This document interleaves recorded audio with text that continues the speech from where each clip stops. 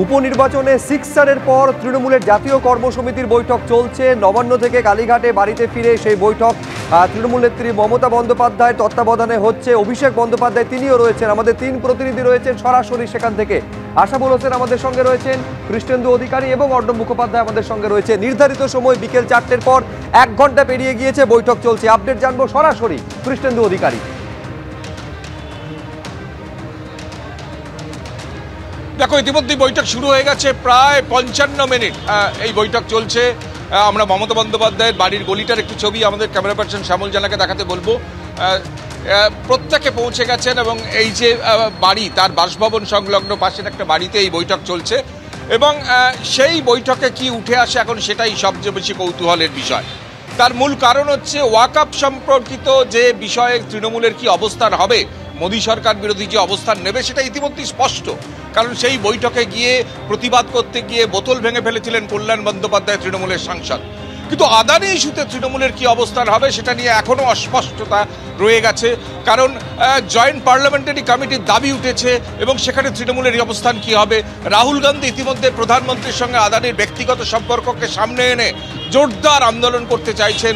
পার্লামেন্টে হুলুস্থুলু কাণ্ড হতে পারে এমনটা অনুমান করা যাচ্ছে। সেক্ষেত্রে কংগ্রেসের সঙ্গে যৌথ কর্মসূচি কি নেবে তৃণমূল, না কংগ্রেসের সঙ্গে সম দূরত্ব রাখবে তৃণমূল, এইটাই এখন সবচেয়ে বড় প্রশ্ন। কারণ জাতীয় ক্ষেত্রে আদানি ইস্যুতে তৃণমূলের কি অবস্থান হবে সেটা এখনও পর্যন্ত স্পষ্ট নয়। তার একটা ইঙ্গিত আজকে মিলেছে যে আজকে যে ইন্ডিয়া জোটের মিটিং হয়েছে সেই মিটিংয়ে কিন্তু তৃণমূল গড় হাজির থেকেছে, তৃণমূলের কোনো প্রতিনিধি সেই বৈঠকে হাজির হয়নি।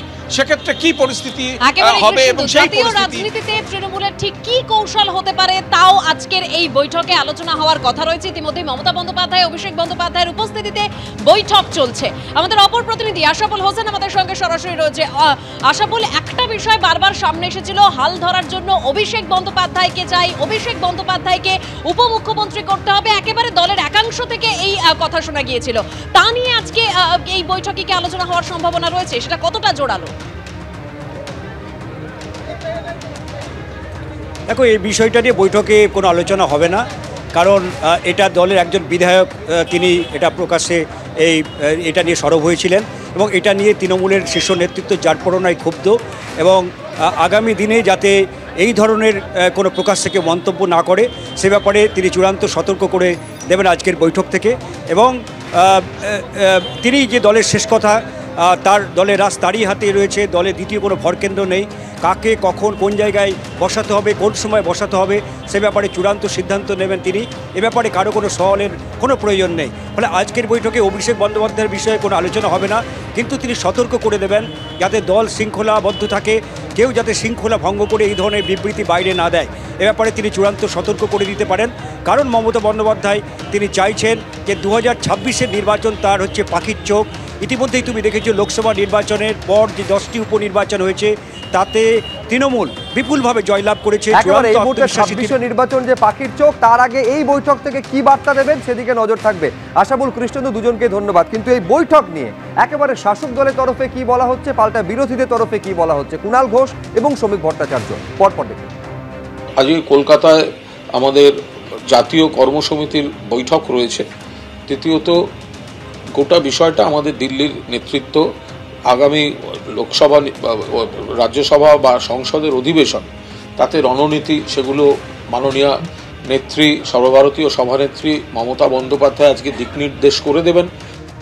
তৃণমূল কংগ্রেস তো কোনো সর্বভারতীয় দলই নয়, সর্বভারতীয় দল হওয়ার লক্ষ্যে নয়, দলের মুখ হওয়ার লক্ষ্যে আজকে এই জাতীয় কর্মসমিতি, কি বলছেন, আন্তর্জাতিক কর্মসমিতির মিটিং ডাকা হয়।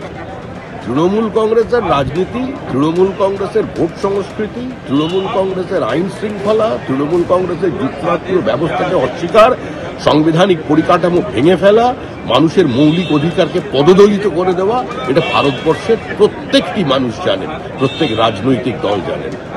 আর মমতা বন্দ্যোপাধ্যায়কে কংগ্রেস মেনে নেবে, ভারতবর্ষের অন্যান্য রাজনৈতিক দল মেনে নেবে, যারা বিজেপি বিরোধী আছেন, এটাও মনে করার কোনো কারণ নেই।